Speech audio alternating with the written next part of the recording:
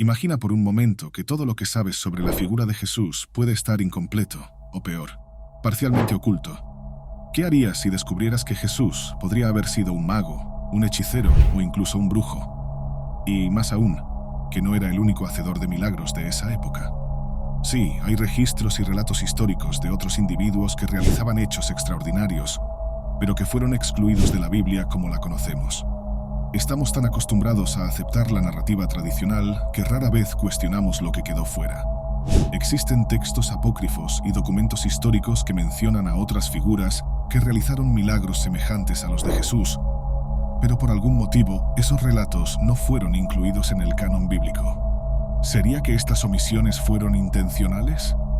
¿Hubo un esfuerzo deliberado para moldear la figura de Jesús como única e incuestionable?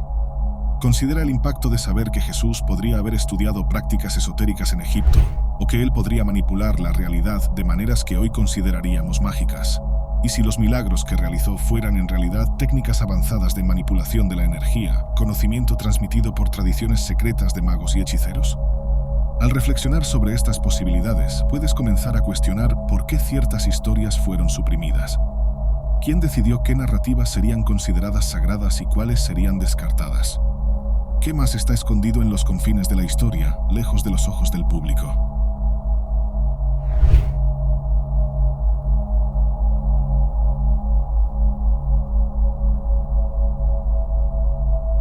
Saludos a todos. Si estás interesado en religión, alquimia, cábala, filosofía o la historia del ocultismo, asegúrate de suscribirte aquí en Camino Etereo. Cada suscripción es un gran apoyo para los videos que hago en mi canal. En el Evangelio de Juan, capítulo 9, versículo 6, Jesús restaura milagrosamente la visión de un hombre ciego, pero el método para realizar el milagro es un poco fuera de lo común. Cuando Jesús dijo esto, escupió en el suelo, hizo barro con la saliva y untó el barro en los ojos del hombre. Luego, el hombre ciego fue, se lavó y regresó viendo. Este no es el único caso de milagros basados en saliva en los evangelios. En el Evangelio de Marcos, capítulo 8, dice que Jesús puso saliva en los ojos de un hombre ciego para curarlo. Entonces llegaron a Betsaida y le trajeron un ciego y le rogaron que lo tocara. Tomando al ciego de la mano, lo llevó fuera de la aldea y escupiéndole en los ojos y poniéndole las manos, le preguntó si veía algo. Y levantando él los ojos dijo: «Veo a los hombres, pues los veo como árboles que andan». Luego le puso otra vez las manos en los ojos y él, mirando firmemente, fue restaurado y veía de lejos y claramente a todos. Estas historias de milagros pueden entrar en conflicto con nuestra imagen estereotipada de cómo suelen parecer los milagros de Jesús. A veces Jesús simplemente habla autoritativamente y las cosas suceden, como cuando calma una tormenta en el mar de Galilea solo diciendo: «Y levantándose reprendió al viento y dijo al mar: Paz, cálmate». Y el viento se calmó y hubo gran bonanza. Otras veces un milagro ocurre con el mero contacto con Jesús. En el Evangelio de Lucas dice: «Y saliendo ellos recorrieron todas las aldeas anunciando el Evangelio y sanando por todas partes. Y el tetrarca Herodes oyó todas las cosas que por él eran hechas y estaba perplejo, porque algunos decían que Juan había resucitado de los muertos y otros que Elías había aparecido». En el Evangelio de Lucas, una mujer es sanada cuando toca sus ropas en una multitud llena de gente. Jesús solo se da cuenta porque sintió que el poder había salido de él. Y otras veces Jesús realiza milagros a distancia sin siquiera estar presente. Como en Mateo, capítulo 8, cuando Jesús sana a un siervo paralizado de un centurión romano sin estar en la misma sala. ¿Pero saliva y barro? Eso parece un poco extraño. Jesús frecuentemente utilizaba materiales para realizar milagros, empleando sustancias específicas en lugar de solo palabras o toques sobrenaturales. Por ejemplo, creó una mezcla de saliva y barro para curar la ceguera, funcionando como un cataplasma. Otros cristianos primitivos se sentían cómodos retratando a Jesús, realizando milagros con objetos rituales. En varias representaciones, se le muestra resucitando a Lázaro o transformando agua en vino mientras apunta con un bastón, objeto que no es mencionado en los evangelios. Estas representaciones de Jesús sosteniendo algo similar a una varita o sanando con sustancias hacen comparaciones inevitables con la idea de que Jesús era un hombre de Dios e incluso un mago. En el libro Jesús el Mago, de 1978, el historiador Morton Smith argumenta que Jesús podría ser visto como un mago. Smith sugiere que las capas más primitivas de los evangelios retrataban a Jesús principalmente como un hacedor de milagros y exorcista. Según él, editores cristianos posteriores, especialmente en los evangelios de Mateo y Lucas, suavizaron esta imagen de Jesús, presentándolo más como un maestro y rabino. Smith argumenta que este cambio se hizo para evitar que el público confundiera a Jesús con un mago. Sin embargo, es importante notar que muchos de los argumentos específicos de Morton Smith no son tomados en serio por los estudiosos actualmente.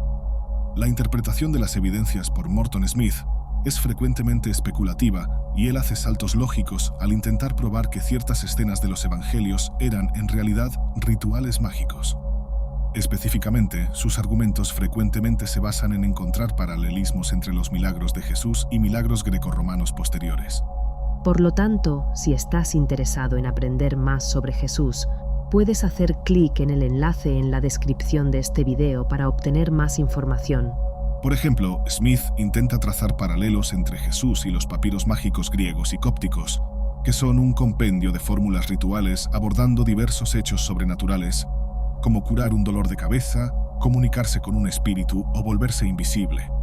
Sin embargo, estos papiros datan principalmente del período romano tardío, siglos después de Jesús, y provienen de un contexto cultural muy diferente: Egipto. Aunque hay mucho que aprender sobre Jesús y los evangelios, y mucho que considerar al tratar estas cuestiones, creo que los papiros mágicos son más útiles para ilustrar la vida religiosa en el Egipto romano tardío que la vida religiosa judía en Galilea del primer siglo. Por eso, descarto gran parte de las conclusiones de Morton Smith como imprecisas. No obstante, el libro de Smith es valioso en la medida en que cuestiona la categoría de milagro, destacando que las líneas entre milagro y magia, entre mago y hacedor de milagros, pueden ser nebulosas. Estas son categorías que a menudo consideramos ciertas, pero al examinarlas más de cerca, nos damos cuenta de que la distinción entre un milagro y magia depende de la perspectiva de quien observa. Ahora viene la pregunta: ¿Jesús era un mago? Primero, necesitamos enmarcar nuestra discusión. Quiero dejar claro que no estamos debatiendo si los milagros de Jesús realmente ocurrieron. Vamos a centrarnos en cuestiones que podemos responder presentando herramientas de análisis histórico y literario. Enmarcaremos esta cuestión de dos maneras, a través de una lente literaria y una lente histórica antropológica. El término mago puede tener dos interpretaciones diferentes. Puede referirse a un personaje imaginario o arquetipo literario como Harry Potter, o usando ejemplos de la literatura grecorromana, Medea o Circe, quien transforma a la tripulación de Odiseo en cerdos en la Odisea. En otras palabras, estamos hablando de la esfera imaginada de hechiceros, brujos y hacedores de maravillas. Por otro lado, mago también puede ser aplicado en un sentido antropológico a especialistas en rituales, como chamanes, astrólogos y otros practicantes de magia. Esto incluye artesanos que hacen amuletos o tablillas de maldición. Vamos a examinar ambas interpretaciones. Primero, consideraremos en qué sentido podemos llamar a Jesús mago en el sentido literario, de acuerdo con las convenciones de la literatura grecorromana, como un personaje en los evangelios. Después de leer sobre los milagros de Jesús en los evangelios, algunos críticos antiguos del cristianismo etiquetaron a Jesús como un mago. Ya sea que los escritores de los evangelios lo pretendieran o no, esa fue la impresión que algunos lectores tuvieron. Esto nos lleva a debates interesantes sobre qué es un milagro y qué es la magia en sus contextos históricos. ¿Las audiencias antiguas distinguían entre estas dos categorías? Tú distingues entre estas dos categorías. Uno de los objetivos centrales de los estudios religiosos es criticar las categorías que usamos. Declarar a Jesús como un mago puede revelar nuestras propias concepciones sobre qué es un milagro. La segunda mitad de nuestra discusión involucrará la figura histórica de Jesús. En un sentido histórico y antropológico, Jesús podría ser visto como un mago. Vamos a explorar hasta qué punto Jesús se presentó como un verdadero hacedor de milagros o mago, y no solo como un rabino o maestro. Para usar un ejemplo moderno, independientemente de si se cree en la realidad de los demonios, no hay duda de que existen cristianos hoy que se presentan como exorcistas. Suben al escenario y realizan rituales que llaman exorcismos. Puedes encontrar videos de estos exorcistas en Internet.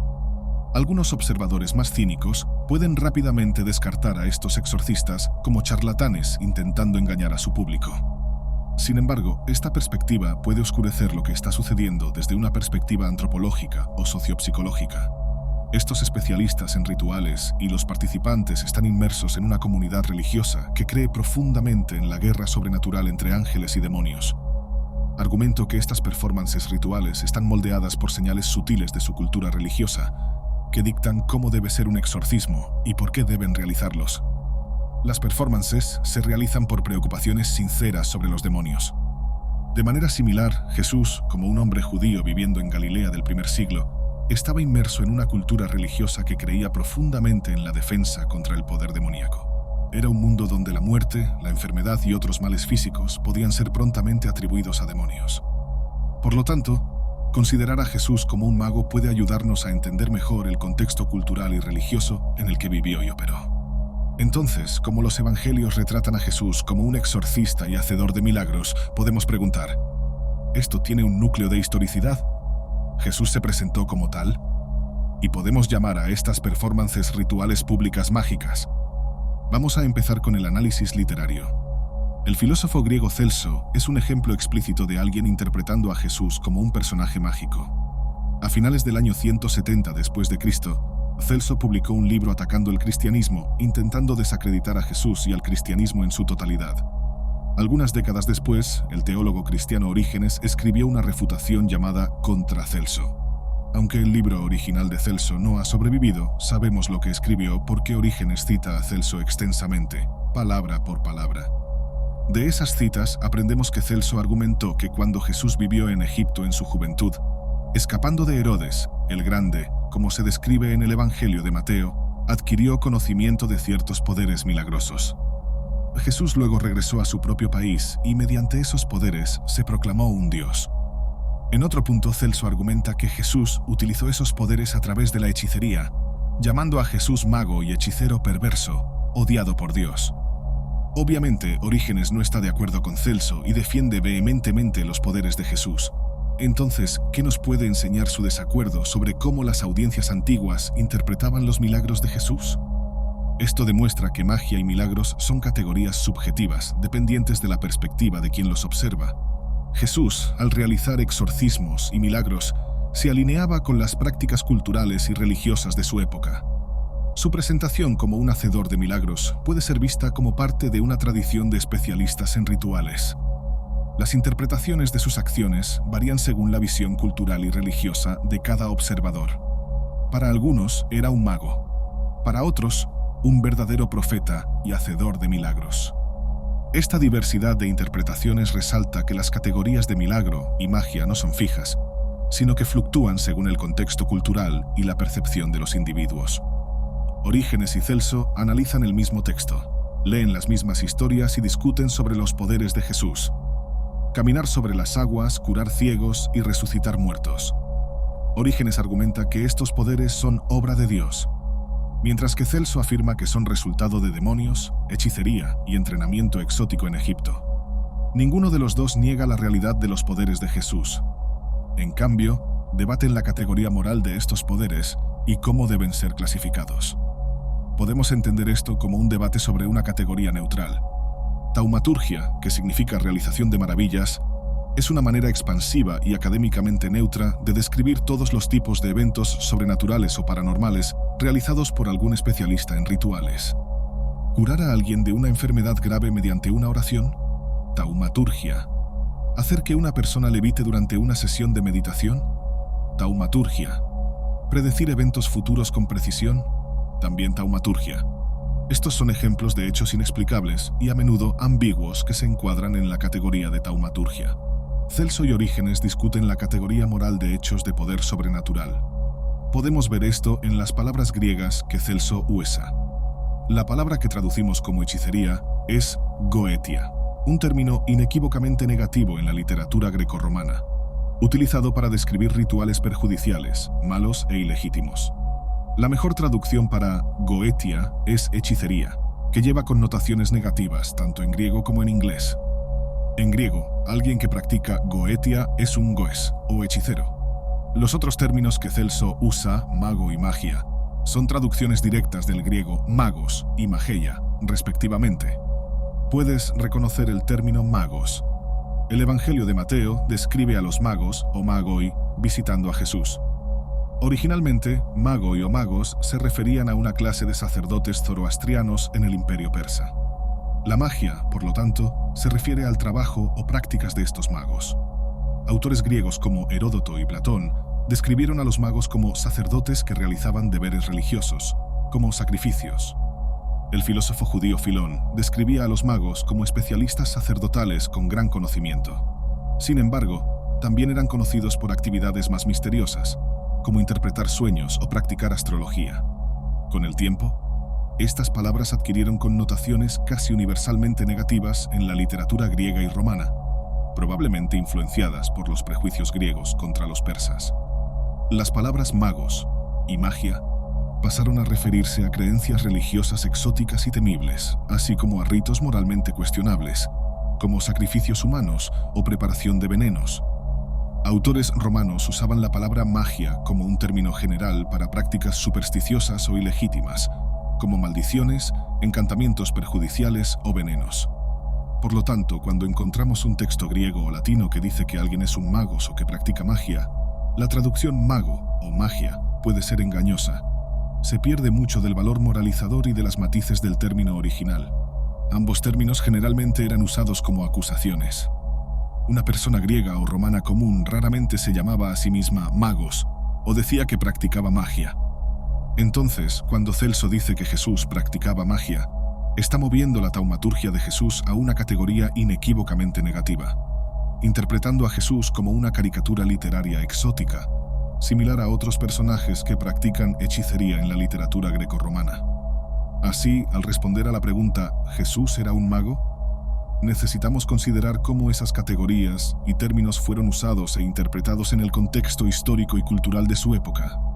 Necesitamos estar constantemente conscientes del significado nativo de los términos que encontramos en textos antiguos. Es esencial distinguir entre lo que entendemos por mago hoy y lo que los antiguos querían decir con mago, ya que hay una desconexión entre el uso moderno y antiguo del término. Existe un léxico entero de términos griegos y latinos que se refieren a rituales considerados ilegítimos, como goetia, magia y maleficium. La palabra farmacia podría referirse a venenos y pociones, aunque la palabra magia también se usaba para magia. Farmacia recuerda a farmacia, pero el significado de estos términos podría cambiar dependiendo del contexto. Los magos que visitan a Jesús son vistos de forma positiva, mientras que Simón, el mago, es retratado negativamente, aunque el mismo término griego se aplique a ambos. Por lo tanto, vamos a intentar mantener el vocabulario nativo. Jesús era un magus, un mago. Sí, si eres Celso, no, si eres Orígenes, y no, si eres los escritores de los Evangelios. Jesús es un personaje inequívocamente bueno en los Evangelios y sus obras maravillosas son retratadas con un objetivo retórico específico en mente. La estudiosa Robin Faith Walsh ofrece una perspectiva útil en su libro Los orígenes de la literatura cristiana primitiva. Ella llama a los evangelios biografías subversivas, narrativas que enfatizan las capacidades de una figura percibida como fuera de la cultura dominante. Una de esas capacidades es el trabajo maravilloso de Jesús, que los escritores de los evangelios usaron para retratarlo como una figura divinamente autorizada y poderosa, capaz de enfrentar tanto a las autoridades judías como romanas. El hecho de que los evangelios sean tan poderosos es que muestran a Jesús como el desvalido, y esa es la intención. En lugar de un estadista o filósofo, Jesús es retratado en los evangelios como un campesino galileo humilde y precario, pero capaz de un poder extraordinario. Por lo tanto, según los escritores de los evangelios, Jesús no es un magos. Magos es generalmente un término de acusación usado para atacar o socavar a una persona o como una estrategia retórica para construir un villano que realiza maravillas malignas, como Simón, el mago. La taumaturgia, sin embargo, es potencialmente ambigua y puede ser interpretada de manera diferente por diferentes audiencias. El estudioso David Frankfurter, USA, como ejemplo Marcos 5, cuando Jesús expulsa una legión de demonios de un hombre. Y cuando vio a Jesús de lejos, corrió y le adoró, y clamando con gran voz dijo: ¿Qué tengo yo contigo, Jesús, Hijo del Dios Altísimo? Te conjuro por Dios que no me atormentes. Porque le decía: Sal de este hombre, espíritu inmundo. Y le preguntó: ¿Cuál es tu nombre? Y él respondió diciendo: Legión es mi nombre, porque somos muchos. Un hecho inequívocamente heroico, pero, como Frankfurter señala, actos virtuosos de pericia ritual conllevan un poder ambiguo. ¿Qué podría hacer este hombre si estuviera enojado? Y, por supuesto, autores como Celso interpretaron estas mismas historias como ejemplos de magia desviada. Esta ambigüedad es también la razón por la cual los evangelios son tan poderosos que no pueden ser simplemente traducidos como magia. Es esta ambigüedad la que lleva a algunas personas hoy a trazar paralelos entre Jesús y magos, como Morton Smith hizo en su libro. Sin embargo, debido a las connotaciones valorativas y folclóricas de las palabras magos o magia, realmente no deberíamos traducirlas como mago o magia en primer lugar. Entonces, abordemos la cuestión desde un ángulo diferente para intentar escapar de las batallas polémicas antiguas. En lugar de elegir un lado entre Celso u Orígenes, hagamos una nueva pregunta. ¿Era Jesús un mago, no en el sentido valorativo de un magos? ¿O era un hechicero, no en el sentido de magos o magus? ¿O era un hacedor de maravillas malignas o desviantes, pero en un sentido antropológico? Algún tipo de especialista en rituales que se involucraba en pequeños rituales a nivel local. Esto significa que nos estamos moviendo del reino del personaje imaginado del folclore al reino de la arqueología y la antropología. Hay una gran cantidad de evidencias arqueológicas para pequeños rituales que, para bien o para mal, han sido etiquetados como mágicos. Por ejemplo, consideremos las tablillas de maldición. Los arqueólogos han descubierto cientos de tablillas de maldición de plomo de todo el Imperio Romano que invocan retribución divina contra rivales. Un ejemplo memorable fue descubierto en un baño romano en Inglaterra. Yo maldigo a aquel que robó mi capa con capucha para que la diosa Sulis le inflija la muerte y no le permita dormir ni tener hijos ahora y en el futuro hasta que haya traído mi capa con capucha al templo de su divinidad. Básicamente alguien robó la sudadera de este tipo del baño local, y él pensó que la mejor manera de recuperarla era maldecir al ladrón con retribución divina grabada en un pedazo de plomo. Otro ejemplo de supuesta magia serían los amuletos que las personas antiguas usaban en collares, anillos o en sus bolsillos que tenían como objetivo proteger a alguien de enfermedades, daños o demonios. Este aquí en la pantalla es un amuleto de bronce que representa el mal de ojo siendo atacado por serpientes, leones, un escorpión y siendo perforado con flechas. Un motivo antimal de ojo muy común en el período romano. Aquí hay otro ejemplo. Una fórmula protectora inscrita en un pedazo de plata que invoca al Dios de Abraham y Jacob para proteger a una hija llamada Alexandra de demonios y hechicerías y mareos. Y también hay una colección entera de cuencos de encantamiento de la antigua Mesopotamia, hechos de barro e inscritos con encantamientos para neutralizar demonios en las casas de las personas. Muchos de estos cuencos fueron escritos en arameo y usan lenguaje del Talmud y de otras literaturas judías. Estos ejemplos son solo una pequeña muestra de un enorme cuerpo de evidencias de rituales personalizados que las personas antiguas realizaban por varias razones, desde maldecir rivales hasta protegerse de enfermedades o demonios. Pero necesitamos reflexionar sobre algunas cuestiones. ¿Podemos clasificar todos estos rituales como magia? ¿Y podemos decir que estas tablillas de maldición, amuletos o cuencos de encantamiento fueron hechos por alguien llamado mago? Argumento que estos términos oscurecen el contexto social de estos rituales. Vamos a usar el ejemplo de Harry Potter. ¿Cuál es el título de trabajo de este personaje? Él es hechicero, un término que no solo usa para describirse a sí mismo, sino que también es mantenido positivamente por sus colegas y por el público en su universo ficticio. Es bueno ser un hechicero. Consideremos también a los paganos contemporáneos que se identifican como brujas, un término positivo de autodescripción. En el mundo antiguo, esto no era el caso.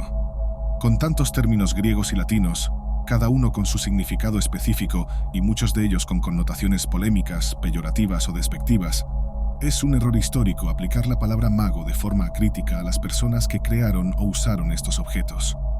Hagamos un experimento mental aquí.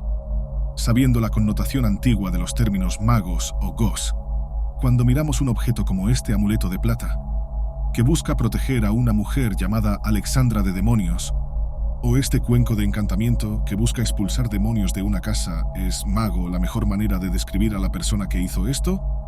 Creo que no. Quien hizo este amuleto era alguien lo suficientemente educado para conocer la liturgia cristiana y citas bíblicas. ¿Qué tipo de persona sería esa? ¿Un monje o un sacerdote? Creo que este ejemplo y muchos otros amuletos con motivos cristianos fueron hechos por clérigos. ¿Y qué hay de este cuenco de encantamiento? Quien inscribió este encantamiento en el cuenco fue entrenado en el Talmud, es decir, un rabino, lo que borra la línea entre magia y religión. Incluso el famoso médico romano Galeno se involucró en el mundo de la curación y las gemas, borrando la línea entre medicina y magia. Por lo tanto, los títulos de trabajo de los llamados trabajadores de magia en la antigüedad no son mago o hechicero, sino títulos de trabajo mucho más mundanos, como escriba, sacerdote, monje, rabino o médico. Por más que Morton Smith sea apreciado por revelar la línea tenue entre milagro y magia, designar a Jesús como mago oscureció más de lo que ayudó. No es un término antropológico útil al estudiar la religión antigua. Los estudiosos son rápidos en distinguir entre el mago del folclore y las personas comunes que pueden haber encargado o creado los varios objetos y textos rituales a pequeña escala que buscaban traer algún resultado deseado de manera sobrenatural. En lugar de mago, los estudiosos prefieren el término más neutro, especialista en rituales. Especialista en rituales es un término abarcador para describir a las varias personas antiguas que se involucraron en este tipo de rituales. Algunos estudiosos usan el término especialista en rituales freelance para distinguir entre autoridades institucionales, como sacerdotes y obispos, y personas comunes sin ninguna conexión formal con un templo o monasterio local, pero que son muy buenas en proporcionar necesidades sobrenaturales, ya sea un amuleto o un encantamiento eficaz para un bebé enfermo. Celso mencionó a este tipo de personas, aunque de forma tendenciosa, refiriéndose a especialistas en rituales freelance que se involucraban en exorcismos públicos. Ahora hagamos una nueva pregunta. ¿Jesús era un especialista en rituales freelance? La respuesta es posiblemente, pero estamos en el campo de la especulación. Esto se debe a que los evangelios no son relatos de testigos oculares sencillos de la vida de Jesús. Recordando el argumento de Robin Faith Walsh de que los evangelios son biografías subversivas con un objetivo retórico específico en mente, no necesitamos asumir que los escritores de los evangelios están registrando tradiciones precisas de Jesús como un exorcista o sanador público. Su trabajo maravilloso es, en primer lugar, una estrategia retórica usada por los escritores de los evangelios para retratarlo como una figura divinamente autorizada y poderosa. Sin embargo, la noción de un campesino galileo actuando como un especialista en rituales freelance ciertamente no está fuera del reino de la posibilidad. Exploremos esta idea. La estudiosa de estudios religiosos Heidi Wendt define a los especialistas en rituales freelance como especialistas religiosos autoautorizados. Estas eran personas que ofrecían servicios como astrólogos, adivinos, exorcistas, curanderos y profetas. No derivaban su autoridad y legitimidad de instituciones religiosas, como un colegio de sacerdotes en una ciudad romana o un monje en un monasterio, sino de su habilidad o carisma personal. Los especialistas en rituales freelance empleaban tácticas como reivindicar revelación o inspiración divina, demostrar habilidades especializadas como confeccionar un amuleto o una tablilla de maldición, o reivindicar ser cristiano. Heidi Wendt no se refiere a autoridades religiosas que obtienen su autoridad para realizar maravillas de instituciones establecidas. El cristianismo creció en parte gracias a los especialistas en rituales freelance, siendo el apóstol Pablo un claro ejemplo. Era un hombre que reivindicaba revelación divina y expertise en la interpretación bíblica, y debe haber sido lo suficientemente carismático como para convencer a personas alrededor del Mediterráneo a escuchar su mensaje. Académicos como Ramsay MacMullen argumentan que, en los siglos posteriores a Pablo, el cristianismo creció rápidamente no solo por su mensaje convincente, sino porque los cristianos reivindicaban tener control sobre el mundo espiritual. Los exorcistas cristianos eran una manera común para que las personas en el Imperio Romano encontraran el cristianismo por primera vez. Por lo tanto, es posible que el fundador del movimiento cristiano, Jesús, también fuera un especialista en rituales freelance. Sin embargo, no hay evidencias concretas que sugieran que Jesús confeccionara ninguno de los tipos de objetos rituales tradicionalmente clasificados como magia. Jesús es retratado en los evangelios como un curandero y exorcista, alguien que realizaba milagros. Si consideramos esta descripción a la luz de los especialistas en rituales freelance, podemos ver similitudes, pero debemos recordar que los evangelios tienen un objetivo retórico y teológico. Fueron escritos para presentar a Jesús como una figura divinamente autorizada y poderosa, no como un mago o hechicero en el sentido negativo y peyorativo que estos términos tenían en la antigüedad. Por lo tanto, mientras es posible considerar a Jesús como un especialista en rituales freelance, esta interpretación debe hacerse con cuidado y teniendo en cuenta el contexto cultural y religioso de la época, además de las intenciones de los autores de los evangelios. Era necesario un cierto nivel de habilidad para que un artesano hiciera un amuleto de gema protector o una tablilla de maldición. Todos estos objetos probablemente fueron producidos por ritualistas especializados. Por lo tanto, no es imposible que Jesús fuera un hombre de fe. No hay nada en los evangelios o en las cartas de Pablo que sugiera que Jesús se involucró en estos rituales más que cualquier otro hombre judío galileo común. Con base en las evidencias disponibles, es más fácil argumentar que Jesús funcionaba como algún tipo de exorcista público o curandero de fe, algo que no era inusual en la época. Hay evidencias de que otras personas se presentaban como hacedores de maravillas en Galilea, como Choni, el hacedor de círculos, y Janina Vendosa, en quienes nos enfocaremos más adelante. El evangelio más antiguo, el Evangelio de Marcos, relata que los oponentes de Jesús afirmaron que él estaba poseído por el Espíritu Santo. Dijeron que Jesús estaba poseído por el príncipe de los demonios, Belcebú, y que era por el gobernante de los demonios que él expulsaba demonios. Y los escribas que habían descendido de Jerusalén decían: Él está poseído por Belcebú, y es por el príncipe de los demonios que expulsa a los demonios. Llamándolos así, Jesús les dijo en parábolas: ¿Cómo puede Satanás expulsar a Satanás? Si un reino se divide contra sí mismo, tal reino no puede subsistir. Y si una casa se divide contra sí misma, tal casa no podrá subsistir. Si pues Satanás se levanta contra sí mismo, está dividido y no puede subsistir, sino que perece. Nadie puede entrar en la casa de un hombre valiente y robarle sus bienes, si primero no ata al hombre valiente, y entonces le saqueará la casa. En verdad os digo que todos los pecados serán perdonados a los hijos de los hombres, y todas las blasfemias que profieran, pero el que blasfeme contra el Espíritu Santo nunca más tendrá perdón, sino que será reo de pecado eterno. Esto porque decían: está poseído de un espíritu inmundo. Esa llamada acusación de Belcebú, que también aparece en versiones ligeramente diferentes en Mateo 12, 22, 32 y Lucas 11.14, 23, puede darnos algunas pistas sobre la historicidad de Jesús como un especialista en rituales públicos. Muchos estudiosos consideran la acusación de Belcebú como histórica.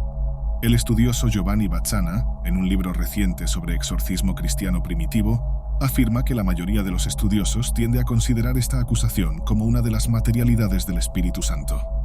Esto se refiere a un pasaje en los relatos biográficos de Jesús, que tiene alta probabilidad de ser histórico. Si tanto sus seguidores como sus oponentes creían que él realizaba exorcismos, este pasaje puede indicar que Jesús realmente practicaba exorcismos y fue acusado de estar poseído por demonios mientras lo hacía. Algunos estudiosos, como Morton Smith, argumentan que este pasaje indica que fue específicamente acusado de brujería durante su vida. Smith va más allá y sugiere que la brujería fue una de las acusaciones que llevaron a su ejecución, una tradición registrada en el Talmud algunos siglos después de Jesús.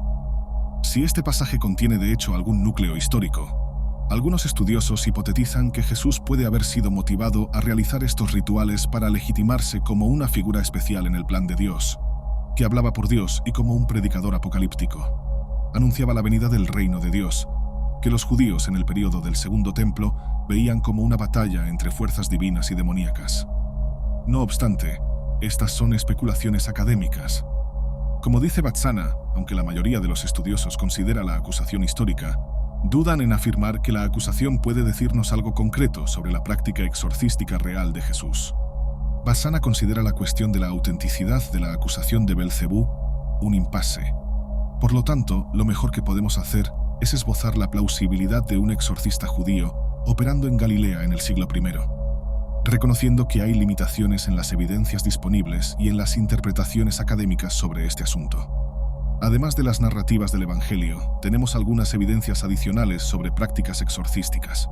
Por ejemplo, el historiador judío Josefo relata haber presenciado a un hombre judío llamado Eleazar realizando exorcismos ante el emperador Vespasiano. Según Josefo, Eleazar expulsó un demonio por las fosas nasales de un hombre al colocar un anillo con un sello de Salomón bajo la nariz del hombre.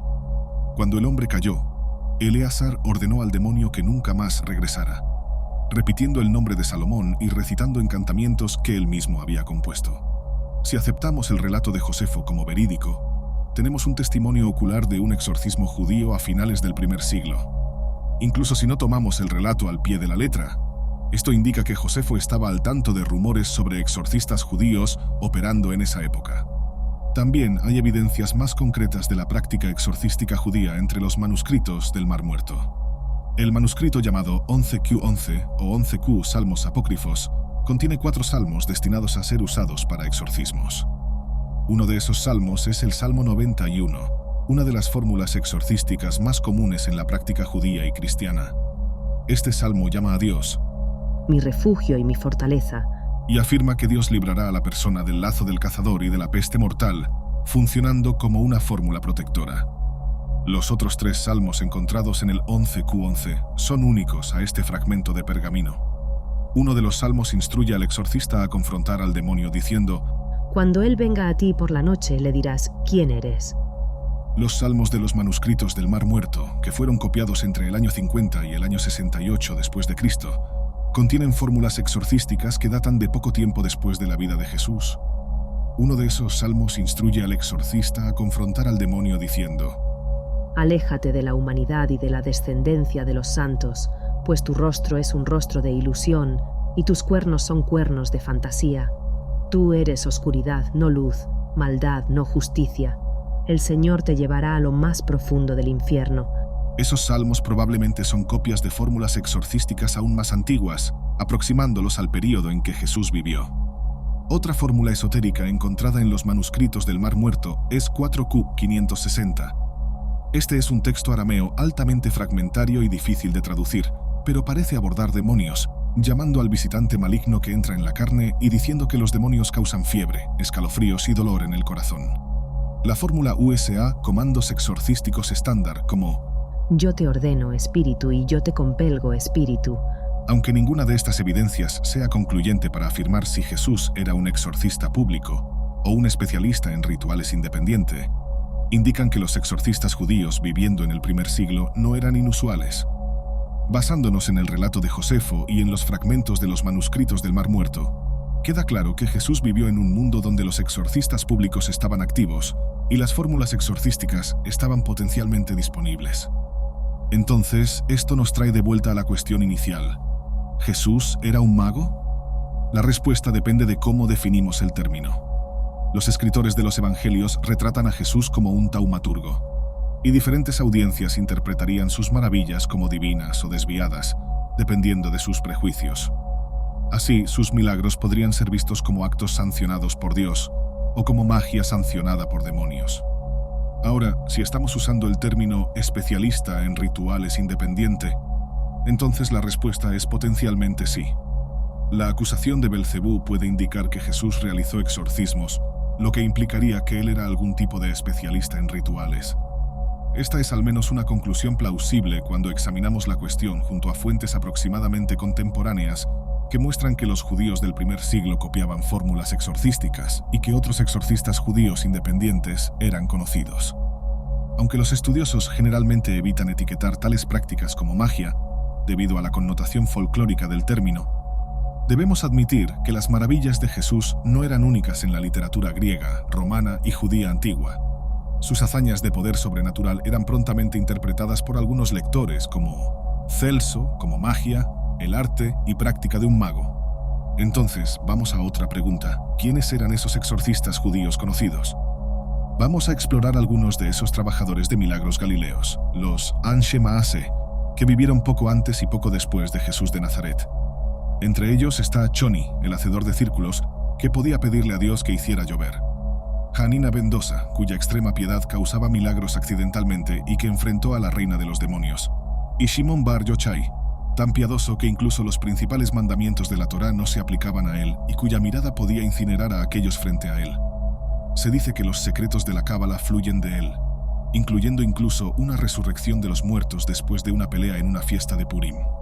Jesús de Nazaret es, sin duda, el más famoso de los realizadores de milagros del período del Segundo Templo, ya sea entre judíos o no. Sin embargo, debido al destaque dado a Jesús y al cristianismo primitivo, muchas veces olvidamos que otros realizadores de milagros también existieron en el mundo antiguo, especialmente en el contexto judío.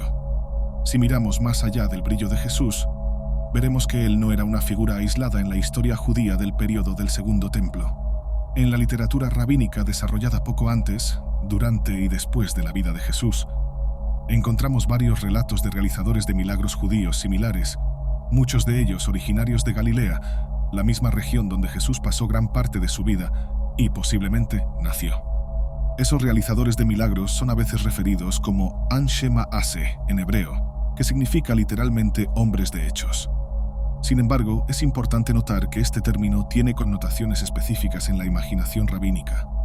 No se refiere a cualquier hecho, sino principalmente a hechos de calidad sobrenatural, aunque no mágicos en el sentido estricto, conforme definido por las autoridades religiosas de la época. Específicamente, el término Anshe Ma'ase estaba asociado al Ma'ase Merkabah, una forma de especulación mística e incluso de viaje místico al reino de los palacios y tronos divinos. Esto es sugerido incluso por Pablo en 2 de Corintios. El segundo concepto, Ma'ase Bereshit, se refiere a la especulación sobre el origen y la naturaleza del cosmos. Ambos eran teorías y prácticas esotéricas cuidadosamente guardadas por las élites rabínicas. Y discutir estos temas con las personas equivocadas era considerado tan peligroso que el Talmud afirma que sería mejor no haber nacido que hacerlo. Por lo tanto, el término Anshe Ma'ase tenía connotaciones sobrenaturales más amplias y continúa teniéndolas. La cábala práctica, por ejemplo, es casi indistinguible de la magia ritual en un contexto judío ortodoxo, incluyendo amuletos y encantamientos. Así, el concepto de Anshe Ma'ase se refiere a un grupo de hombres cuya piedad o conexión con lo divino les confería poderes sobrenaturales. Las conexiones más antiguas con realizadores de milagros están en las figuras bíblicas de Elías y Eliseo, que aún son fuertemente referenciadas en la literatura, incluyendo el Nuevo Testamento. Uno de los primeros realizadores de milagros en el contexto rabínico es Choni Hama Agel, o Choni, el hacedor de círculos, que actuó en el primer siglo a.C. y es mencionado tanto en la literatura rabínica como por Josefo. Choni se destaca por su relación única con lo divino y su habilidad de aparentemente compelir a Dios a traer lluvia. La habilidad de inducir lluvia era considerada excepcional en la imaginación judía de la época, pues como aprendemos en los textos posteriores del Talmud, el rabino Yochanan afirmó que Dios no confiaría 3 llaves a los poderes angelicales: la llave de la lluvia, la llave del parto y la llave de la resurrección de los muertos. Estas llaves estaban más allá incluso del alcance de los ángeles. Choni es famoso por, durante una sequía, dibujar un círculo a su alrededor y jurar no salir hasta que Dios enviara lluvia. Cuando solo una llovizna cayó, Choni reprendió a Dios, quien entonces envió un diluvio. Choni nuevamente reprendió a Dios para que una lluvia normal y satisfactoria cayera. Esta actitud, considerada arrogante, no pasó desapercibida por sus colegas rabínicos. Shimon ben Shetach quería excomulgar a Choni por este comportamiento, pero no pudo, reconociendo que Choni realmente tenía una relación especial con lo divino. Choni es uno de los pocos personajes rabínicos referidos como hijo de Dios, aunque Shimon lo comparaba a un hijo mimado, especialmente amado por su padre, que hace berrinches y consigue lo que quiere. Este comentario, aunque crítico, también reconoce la singularidad de Choni. Además del famoso incidente en que Choni logró compelir a Dios para que hiciera llover, también es conocido por un episodio similar al de Rip Van Winkle, en el que durmió durante 70 años.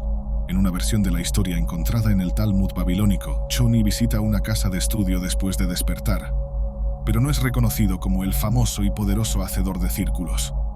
Sintiéndose desolado, reza por la muerte y su petición es concedida. Una versión más sombría de la historia es contada por Josefo. Durante la lucha entre facciones judías, Choni es sacado de su escondite y se le instruye a usar sus poderosas oraciones para ayudar a una de esas facciones. Al negarse a usar sus poderes para beneficiar a cualquier facción, es apedreado hasta la muerte por sus captores. Este tema del realizador de milagros martirizado por conflictos internos probablemente habría resonado fuertemente con el movimiento inicial de Jesús. La muerte de Choni ecoa, de cierta forma, la de Jesús una generación después, en la misma región de Galilea. Un contemporáneo cercano de Jesús fue el realizador de milagros Hanina ben Dosa. La Mishnah relata que, con la muerte de Hanina, los días de los Anshe Ma'ase llegaron a su fin, aunque esta afirmación puede ser más compleja. Hanina era conocido por su intensa piedad y pobreza, y no por sus decisiones legales. Sus milagros parecen haber ocurrido casi accidentalmente debido a su profunda devoción. A diferencia del arrogante Choni, Hanina es descrito como un modelo de piedad modesta, o chasidut. Incapaz de enviar ofrendas a Jerusalén debido a su pobreza, esculpió una piedra a mano, pero no podía pagar para que otros la llevaran por él. Dios, admirando su piedad, envió 5 ángeles para teletransportarlo mágicamente de Galilea al templo de Jerusalén. Este evento es similar a relatos del Nuevo Testamento, donde la piedad pobre resulta en efectos milagrosos. En otra historia, Janina y su esposa eran tan pobres que vivían de algarrobas, incluso en el Shabbat, encendiendo fogatas en sus hornos solo para mantener las apariencias. Cuando un vecino curioso se asoma, panes y masa aparecen milagrosamente, recordando los relatos del Nuevo Testamento sobre la multiplicación de los panes. También está el relato en que Janina reza para acabar con su pobreza, y una pata dorada de una mesa aparece milagrosamente, solo para ser devuelta por él debido a su piedad radical. En otra historia, su hija, por error, pone vinagre en lugar de aceite en las luces del Shabbat, y milagrosamente el vinagre arde como el aceite, durando todo el Shabbat hasta la noche siguiente. Este relato, con su carácter de vinagre y aceite, puede ser visto como análogo al milagro del agua transformada en vino encontrado en el Evangelio de Juan. Janina ben Dosa es conocido por muchas otras hazañas milagrosas. Cuando sus cabras fueron acusadas de causar problemas, las sometió a una prueba. Si estaban equivocadas, serían muertas por osos, pero si estaban en lo correcto, traerían osos en sus cuernos. Sorprendentemente, las cabras trajeron osos recordando el relato bíblico de Eliseo, que oró para que jóvenes fueran atacados por osos, específicamente osas. Esta historia es una de las favoritas del Tanaj. Janina también realizó otros milagros. Alargó mágicamente las vigas del techo de una mujer que estaba construyendo su casa. Su burro, robado por ladrones, se negó a comer hasta ser devuelto, demostrando incluso la piedad del animal. Una historia famosa cuenta que, mientras rezaba, Janina fue mordido por un lagarto venenoso, pero irónicamente fue el lagarto quien murió. Esto dio origen a la expresión talmúdica: Ay del hombre mordido por un lagarto, pero ay del lagarto que muerde a Janina ben Dosa. Con el tiempo, esta historia fue ampliada en la literatura talmúdica, donde el lagarto se transformó en un dragón semejante a una plaga, y Janina ofreció su pierna para ser mordida voluntariamente. Las oraciones de Janina también eran consideradas altamente eficaces en la curación de enfermedades, incluso a distancia. Él negaba tener cualquier poder profético, afirmando que si sus oraciones fluían bien, la curación seguiría. En 2 ocasiones, sus oraciones fueron eficaces cuando todos los demás intentos fallaron, superando incluso las oraciones de estudiosos reconocidos. Por último, hay un relato en que Janina encontró a la reina de los demonios, Agrat, hija de Mahalat, junto con su ejército de 180.000 ángeles de destrucción que devastaban el día y la noche. Cuando Janina ben Dosa encontró a la reina de los demonios, Agrat, hija de Mahalat, ella dijo que, si no fuera por el mérito de él en el cielo, ella lo habría matado. Janina respondió que, si realmente tenía algún mérito en el cielo, que ella nunca más pasara por regiones habitadas por personas. La reina de los demonios imploró por misericordia, y Janina, mostrando compasión, permitió que ella devastara, pero solo en las noches de viernes y miércoles. Cuando nos enfocamos en Janina, muchas de las historias de milagros atribuidas a Jesús comienzan a tener más sentido en el contexto judío de los Anshe Maseh. Personas como Jesús y Janina eran muy similares en ciertos aspectos, viviendo en la misma época y posiblemente hasta interactuando socialmente. Es interesante observar cómo los relatos en la literatura inicial de la Mishnah se vuelven más grandiosos en poder cuando se repiten en la literatura talmúdica posterior. Al igual que los relatos de milagros en el Evangelio de Marcos se vuelven más impresionantes en el Evangelio posterior de Juan. Por ejemplo, como vimos al principio del video, en los primeros relatos de los milagros de curación de Jesús, él necesitaba hacer barro y frotarlo en los ojos de los ciegos para curarlos. En los relatos posteriores, simplemente curaba a distancia, sin necesidad de contacto físico directo. Esto muestra una tendencia de amplificación de los hechos milagrosos a lo largo del tiempo, tanto en la tradición judía como en la cristiana. El último personaje del mundo de los Tanaim, o de la generación que compuso el texto central del judaísmo, la Mishnah, es uno de los más complejos, misteriosos y extremos en la historia judía. Shimon bar Yochai. Alumno de Akiva, Shimon fue activo algún tiempo después de la destrucción del Templo de Jerusalén, siendo un contemporáneo aproximado de Policarpo y quizás un poco más joven que Justino Mártir, para situarlo en el contexto cristiano. A diferencia de muchos otros rabinos de su época, que defendían la necesidad de trabajar y estudiar la Torá, Shimon bar Yochai argumentaba que el estudio de la Torá, con la debida intención, debería ser la única ocupación de la vida de una persona. Él creía que aquellos que dedicaban sus vidas al estudio de la Torá eran superiores al poder de los reyes y a la pureza de los sacerdotes. Shimon menospreciaba las glorias y logros del Imperio Romano, considerándolos insignificantes en comparación con la importancia del estudio de la Torá. Para Shimon, incluso actividades cotidianas como ir al baño o rezar eran consideradas una pérdida de tiempo en comparación con su devoción singular al estudio.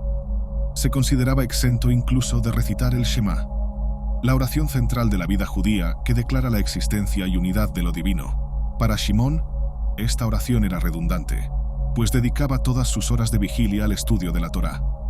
La devoción extrema al estudio de la Torá de Shimon Bar Yochai, hasta el punto de adoptar una posición tan radicalmente antinómica, incomodaba a sus contemporáneos. Sin embargo, todos reconocían su extraordinaria santidad, aunque sus decisiones legales no siempre eran aceptadas. Shimon era conocido por sus decisiones peculiares en la ley judía. Era bastante permisivo en cuanto a la ley agrícola, que afectaba a la mayor parte de la población, pero extremadamente rígido en otros asuntos. Esta combinación de rigidez y flexibilidad también puede observarse en algunas de las decisiones legales de Jesús, como su liberalidad en la observancia del Shabbat y su rigidez en cuanto al divorcio. A pesar de la liberalidad de Shimon Bar Yochai en la ley agrícola, él infamemente declaró que una persona iletrada, incluso si era piadosa y correcta, todavía era maldita ante Dios. Shimon tenía una notable autoconfianza en su propia rectitud y en la de su hijo, al punto de declarar que, si hubiera 1000 hombres de la más alta orden, él y su hijo Eliezer estarían entre ellos, y si hubiera solo 2 de esos hombres, él y su hijo serían ellos, afirmando que su mérito justo podría absolver al mundo del juicio por pecados creados desde el principio de los tiempos hasta ahora. Shimon y su hijo Eliezer son protagonistas de la historia más famosa sobre este hombre santo y temido. Al igual que Hanina Bendosa, Shimon Bar Yochai también estaba acostumbrado a los milagros. Cuando las tensiones con las autoridades romanas aumentaron, Shimon y su hijo tuvieron que esconderse, incluso de su propia esposa, por temor a que los romanos la capturaran y torturaran para encontrarlos. Se escondieron en una cueva durante 13 años, siendo alimentados por un árbol de algarrobo milagroso y un pozo que surgía para sus necesidades.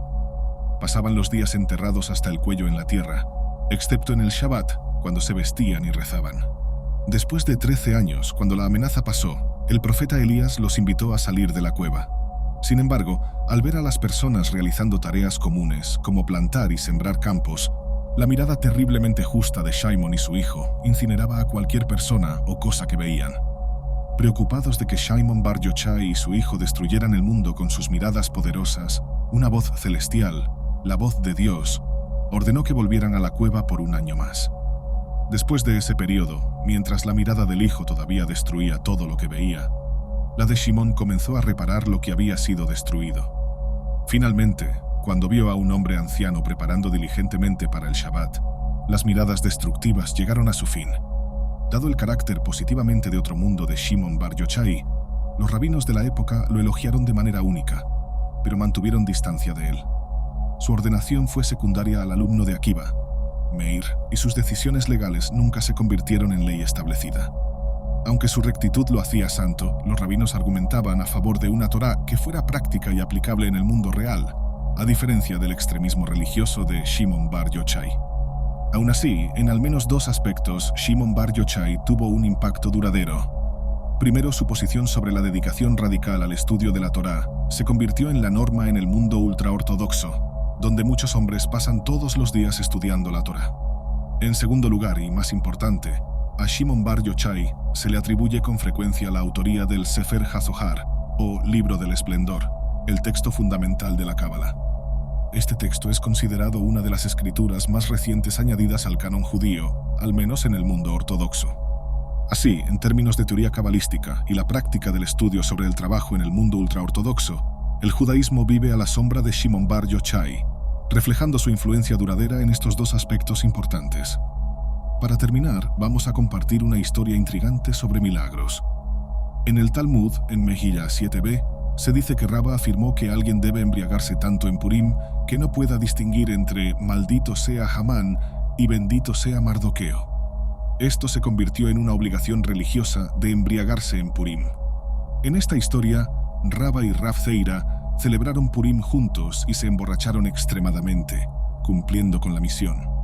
Entonces Rabba se levantó y de repente cortó la garganta de Rav Zeira, matándolo. Al día siguiente, Rabba oró por misericordia en nombre de Rav Zeira y lo resucitó de los muertos. Al año siguiente, Rabba sugirió a Rav Zeira que celebraran Purim juntos nuevamente. Rav Zeira respondió: Los milagros no siempre ocurren. Esta pequeña historia es fascinante porque nos da un vistazo del que quizás sea el mayor de todos los milagros, la resurrección de los muertos, y la mayor lección: los milagros no siempre ocurren. Esto demuestra que incluso la resurrección de los muertos, el milagro arquetípico, estaba muy presente en el judaísmo rabínico, al igual que en el cristianismo primitivo. La realidad histórica de todos estos relatos, desde Choni, el hacedor de círculos, pasando por Jesús de Nazaret hasta Shimon Bar Yochai, está en gran debate académico. Independientemente de la veracidad histórica, estas historias fueron legadas a la historia por los arquitectos del movimiento de Jesús y del judaísmo rabínico, y son extremadamente instructivas en este contexto.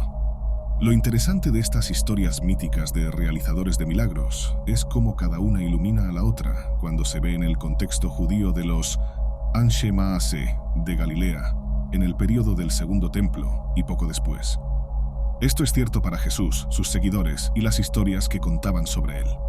Todas estas son historias judías al fin y al cabo. Así, no es sorprendente que Jesús de Nazaret pueda ser visto de manera tan similar a sus compatriotas judíos como Choni, el hacedor de círculos, Hanina ben Dosa y Shimon Bar Yochai. Todos ellos eran famosos y notables como hombres de hechos, o Anshe Maase. Gracias por ver.